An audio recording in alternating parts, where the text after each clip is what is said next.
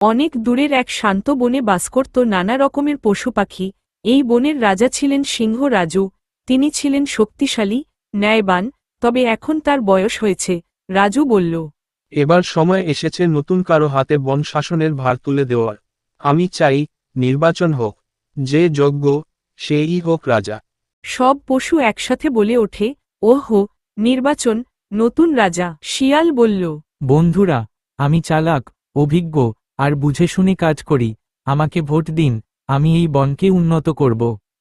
খরগোশ রিনা বলে ওঠে, আমি ছোট হলেও আমি সবার কথা শুনি, সবাইকে সাহায্য করি।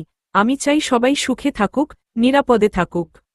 হঠাৎ একদিন দুপুরে বনের একদিকে আগুন লাগে। পশু পাখিরা দিশেহারা হয়ে পড়ে। হাতি দাদু বলে, সাবধান, সবাই বাঁচো, আগুন চারদিকে ছড়াচ্ছে। শিয়াল বলল, আমি যাচ্ছি, আমি তো রাজা হতে চাই, জলে মরব না। খরগোশ রিনা বলে, না, ছানা পাখিগুলো ওখানে। রিনা ছোট পাথর দিয়ে পথ বানিয়ে ছানাগুলোকে নামিয়ে আনে।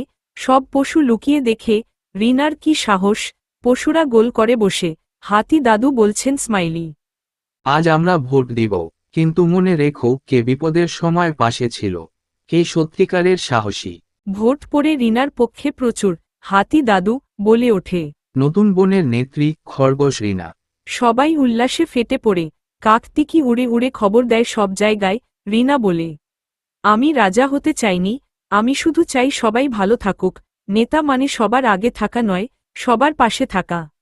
সেই থেকে বনজীবনের নিয়ম পাল্টে গেল। ছোট বড় একসাথে থাকল। সিংহ রাজু শান্তিতে বিশ্রাম নিলেন, আর রিনা বনকে করল আরও সুন্দর।